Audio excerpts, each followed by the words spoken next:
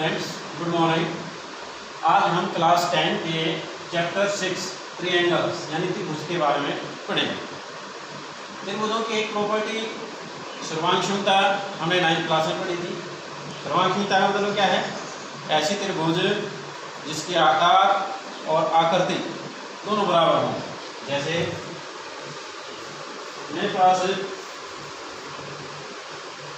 ये त्रिभुज हैं, इन दोनों की आकृति भी एक जैसी है, आकार भी बराबर है। जबकि ये दो त्रिभुज हैं, इनकी आकृति तो एक जैसी है लेकिन इनके आकार अलग अलग है। ऐसी त्रिभुज जिनके आकृति और आकार जिसका आकार अलग हो उनको हम समरूप त्रिभुज कहेंगे। और क्लास 10 हमारी समरूप त्रिभुजों के ऊपर ही आधारित है। और इस समरूपता के ऊपर हमारी सबसे पहली प्रमेय है थेल्स प्रमेय या बीपीटी प्रमेय। बीपीटी का मतलब बेसिक प्रोपोर्शनलिटी थ्योरम। प्रमेय क्या है?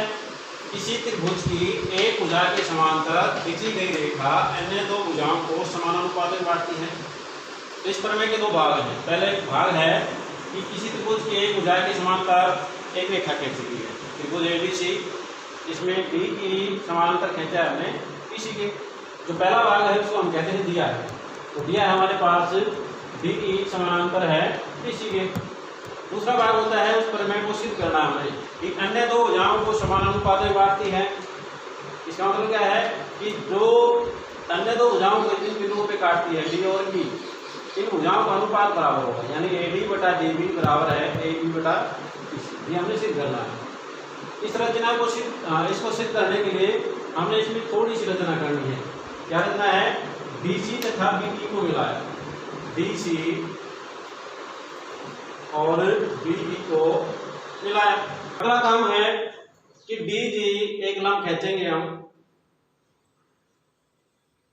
इधर, डीजी लंब खींचा एसी पे और सीएफ लंब खींचा ए बी भुजा के ऊपर। तो हमने एफ ई लंब ए बी और डी जी लंब ए सी खींच लिया। अब हमें इसको सिद्ध करना है ए डी बटा डी बी बराबर है ए ई बटा ई सी। इसको सिद्ध करने के लिए हम प्रमाण में लेते हैं त्रिभुज ए डी ई का क्षेत्रफल, क्योंकि हमें ये भुजा चाहिए और इस भुजा का मतलब ये इसका आधार है। अब आधार हमारे पास ए डी है और इसकी लंब ऊंचाई क्या है? F E. तो क्षेत्रफल, त्रिभुजों के क्षेत्रफल का हमने फार्मूला पहले ही सीखा था कि त्रिभुज का क्षेत्रफल होता है 1/2 गुणा आधार गुणा ऊंचाई। तो इस त्रिभुज में आधार हमारे पास एडी है, ऊंचाई हमारे पास एफ ई है। तो इसको हम लिखेंगे 1/2 गुणा आधार एडी गुणा ऊंचाई एफ ई। इसी प्रकार हम दूसरी त्रिभुज ले रहे हैं बी डी और ई, इसमें भी लंब ऊंचाई एफ ई है। तो इसका आधार क्या होगा हमारे पास? अब बी डी और ऊंचाई क्या होगी इसकी भी? F E. तो इस त्रिभुज का क्षेत्रफल क्या बनेगा? 1/2 गुणा आधार बी डी और गुणा ऊंचाई एफ ई। अब हमने इन दोनों भुजा अनुपात चाहिए ए डी और बी डी का, इसलिए क्या करेंगे हम इन क्षेत्रफल को डिवाइड कर देंगे। दोनों त्रिभुजों के क्षेत्रफल को डिवाइड करेंगे तो 1/2 से 1/2 कैंसिल हो जाएगा, एफ से एफ कैंसिल, और क्या होगा हमारे पास ए डी बटा में बीडी। इसको हम समीकरण नंबर 1 का नाम देंगे।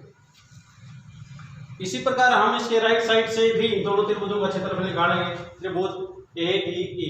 इस बार यदि आधार हम ये लें ए ई तो ऊंचाई हमारे पास डी जी हो जाएगी। तो इस बार आधार को हम चेंज कर रहे हैं, तो आधार क्या होगा हमारे पास? ए ई, तो ऊंचाई होगी हमारे पास डी जी। अब इस त्रिभुज का क्षेत्रफल लेते हैं, त्रिभुज सी डी और ई। इस त्रिभुज का क्षेत्रफल लेंगे तो इसका आधार क्या है हमारे पास? सी ई। तो ये होगा 1/2 गुणा सी ई और गुणा ऊंचाई इसकी भी डी की है। अब इन दोनों का हमें अनुपात चाहिए तो इनको भाग कर देंगे। भाग करेंगे तो 1/2 से 1/2 और डी जी से डी जी, और हमारे पास बचेगा ए ई बटा में सी। ये हमारे पास समीकरण नंबर 2। और ये देखो, ये हमने दोनों बराबर दिखानी है यहाँ पे। इसका मतलब ये लेफ्ट हैंड साइड भी हमने बराबर दिखानी है। इसके लिए एडी का क्षेत्रफल दोनों बराबर हैं। बीडी त्रिभुज का क्षेत्रफल क्षेत्रफल त्रिभुज CDE के बराबर दिखाना है। अब BDE यहाँ पे देखो, ये हमारी त्रिभुज बनती है BDE, और दूसरी क्या है CDE, ये त्रिभुज ये बनती है। और ये दोनों त्रिभुज हैं हमारे पास क्या है, DE आधार पे हैं और समांतर रेखा C के बीच में है। तो इन दोनों त्रिभुजों का क्षेत्रफल बराबर होता है। ये 9th क्लास पेपर में है, एक ही आधार पर समांतर रेखाओं के बीच बड़ी त्रिभुजों का क्षेत्रफल बराबर होता है। तो हम यहाँ पे लिखेंगे क्षेत्रफल त्रिभुज BDE बराबर है क्षेत्रफल त्रिभुज CDE, और इसका कारण भी हमें लिखना है, एक ही आधार और समांतर रेखाओं के बीच बने त्रिभुजों का क्षेत्रफल बराबर होता है। इसका मतलब ADE क्षेत्रफल ADE बराबर BDE CD के बराबर, यानी लेफ्ट हैंड साइड दोनों बराबर हो गई। तो इन दोनों समीकरणों की राइट हैंड साइड भी बराबर होगी। तो हमारे पास क्या आएगा, ADE बटा BD बराबर है AE बटा C, और यही भाग हमें सिद्ध करना था। ये हमारी थेरेस में थी।